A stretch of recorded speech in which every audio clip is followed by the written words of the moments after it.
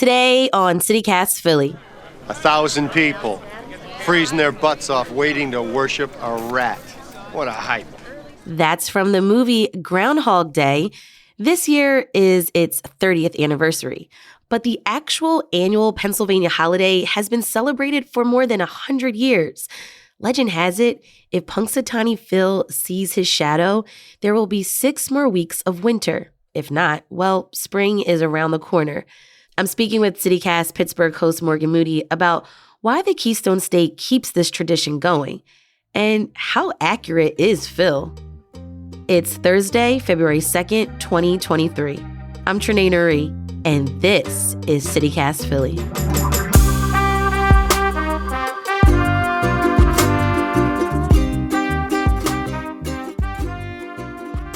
Joining me is CityCast Pittsburgh host Morgan Moody. Hey, Morgan. Hey, Trenae. Morgan, PA loves groundhogs, right?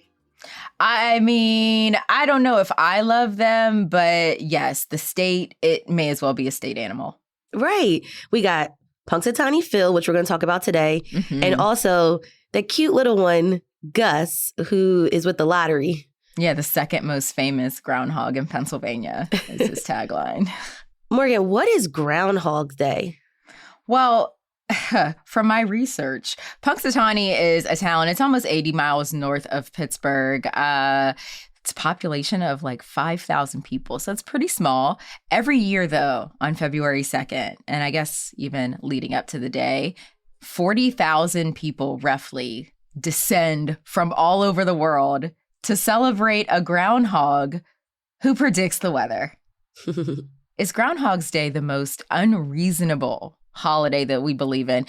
I know it's not a holiday, but we do celebrate, a fairy who takes our discarded teeth for cash. So right, that's kind of sick. And we have the Easter Bunny, a random bunny who gives us chocolate.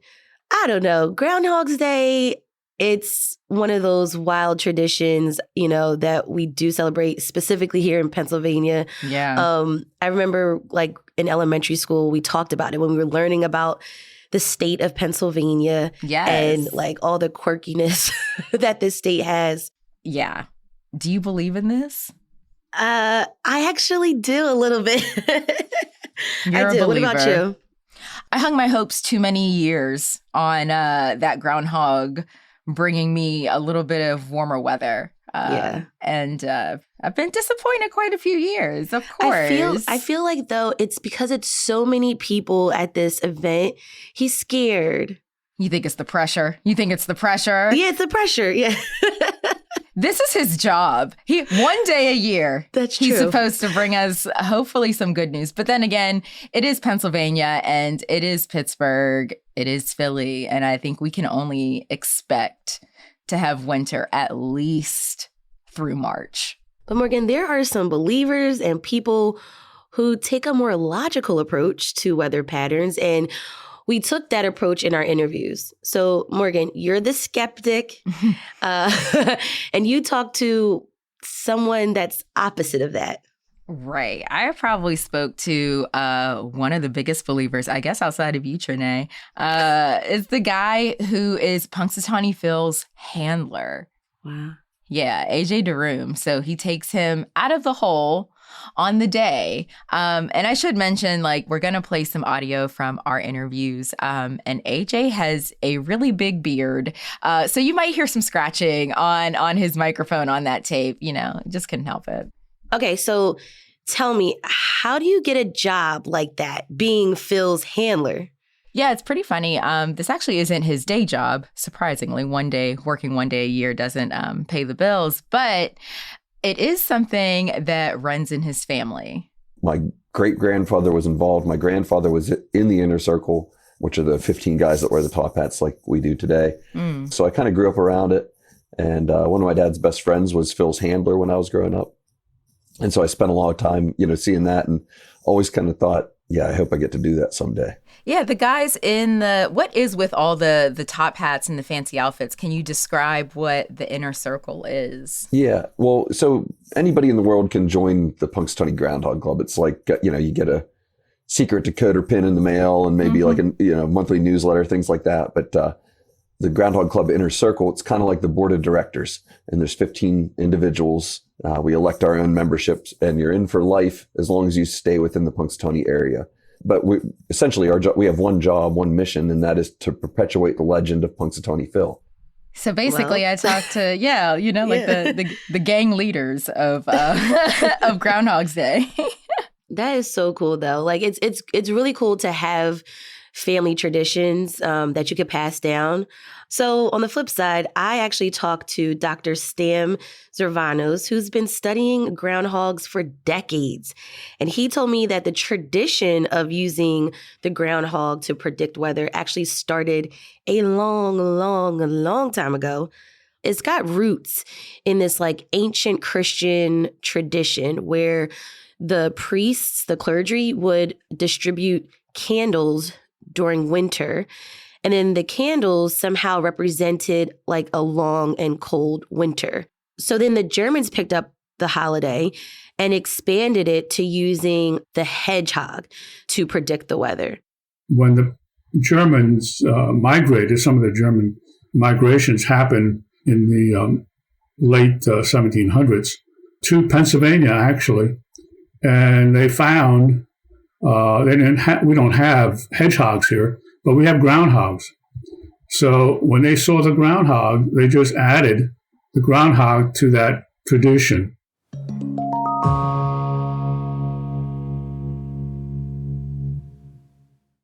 Do you ever remember getting up and watching this coverage on the news before school? Yes, I definitely watch. And remember, to our listeners, this is the time when, we didn't have Twitter. We barely had the school hotline for like weather. We had to like listen to see if our school was going to close, if there was a storm on the radio. So we would watch like the morning news, and the guys would be out there holding the groundhog. Like they did like in The Lion King, like, he's out and we will have, and then whatever the prediction was. Yeah. Always something disappointing. Always, always more like 30-degree days, negative something degree days, absurd amount of snow. Yeah. I also spoke with AJ about what Phil is doing during the year when it's not, the day where he is predicting 6 more weeks of winter or an early spring. And most of the year, he's living in a library with his wife, Phyllis. Oh, a library. That's so cute. Yeah, it's very cozy accommodations for a groundhog. But I guess in that habitat, he's not doing, he and Phyllis, they're not doing things that most groundhogs would do, like mating or hibernating. Really, the mating is what I was like very interested in, because I wanted to know if they're making this, these successions of Phils, who is next in line for the throne. And apparently they're not really doing that. They're not really mating because they're in the library, in that controlled environment. Now, that's what the science, if you want to hear the not so scientific explanation, their bedroom has a picture window looking into the park and looking into the children's section of the library. So there's not a lot of romance happening if you... Yeah. Hard to get intimate with kids around. That's right. That is hilarious. So when I spoke with Dr. Zervanos, he told me that groundhogs that are in the wild are actually really hibernating during this time, and that, they don't come out until the spring to do their mating. They spend about a week out of hibernation this time of the year. And then when they come out in March, they mate. And within 10 days, in our study area, within 10 days, 85% of the matings occur. See, that's the problem. They've got Phil on our Gregorian calendar, and they've got his natural schedule all messed up. Okay, so shifting gears a little bit, and not to bury the lead, but this Groundhog's Day is like really, really special. That is right. Phil is being inducted. Phil is finally being given his flowers for his inaccurate weather predictions. The Punxsutawney Weather Discovery Center actually inducted Phil as its 19th and final member into the Meteorologist Hall of Fame yesterday for Groundhog Eve for this year, which has to be a slap in the face to meteorologists who have studied for years and maybe are a little bit more accurate than Phil. Well, how accurate is Phil? According to his handler, 100% of the time. Well, so Phil has never been wrong. When he gets out of, people form their opinion on how they think it goes down, but really, I pull him out of his stump, I set him on the stump. Phil and Phil alone decides whether or not he's seen his shadow, and then he communicates that, his findings to the president of the Groundhog Club. He's the only person in the world that can interpret groundhogese. How long did it take to learn that language, or is it natural in Punxsutawney? It's not natural to anyone except for the president, and they're able to interpret it through their possession of this ancient acacia wood cane. It's a wooden walking cane that's been passed down from president to president.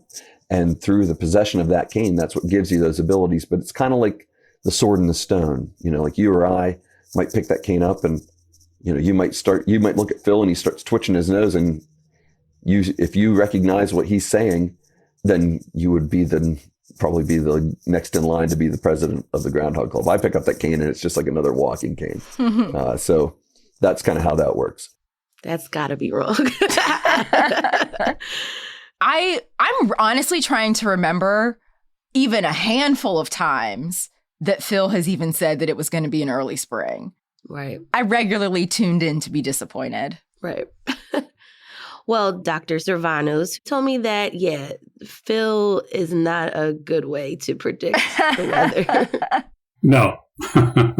They're only right about a third of the time.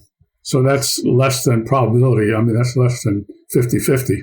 Man. Phil. That's, Phil. He does it because he loves it, right? I don't know if he does it because he's an expert.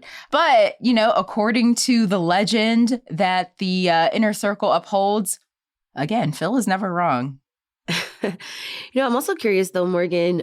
I asked Dr. Zervanos if it's the same groundhog that they've been celebrating all of these years.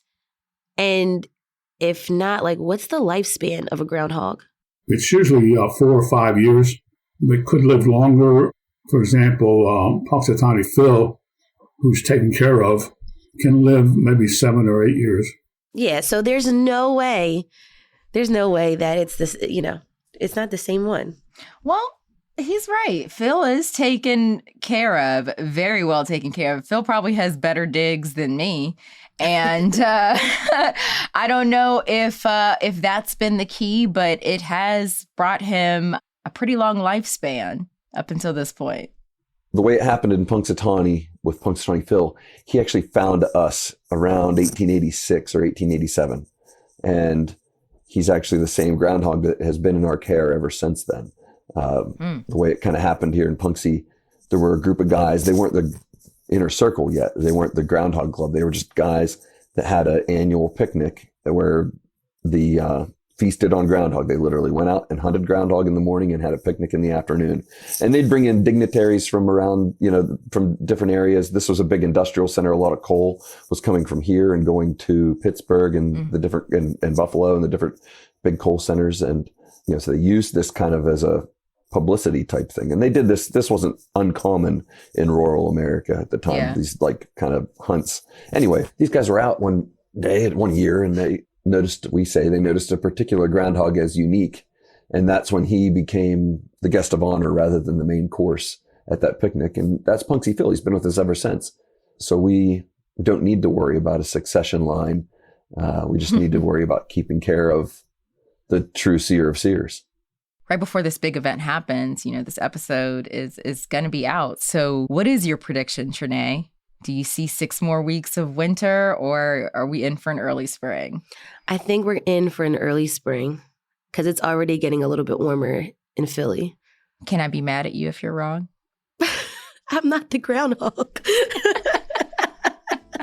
All right, CityCast Pittsburgh host Morgan Moody, thanks for joining me today. Trinae, thank you so much for indulging us and walking down memory lane of many school mornings, watching this groundhog, hoping for better weather.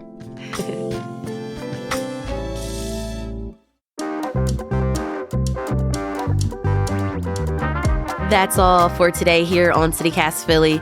If you enjoyed this episode about Punxsutawney Phil, let a friend know, rate the show, leave us a review, and hit that subscribe button.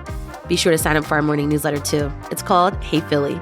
We'll be back tomorrow morning with more news from around the city. Bye.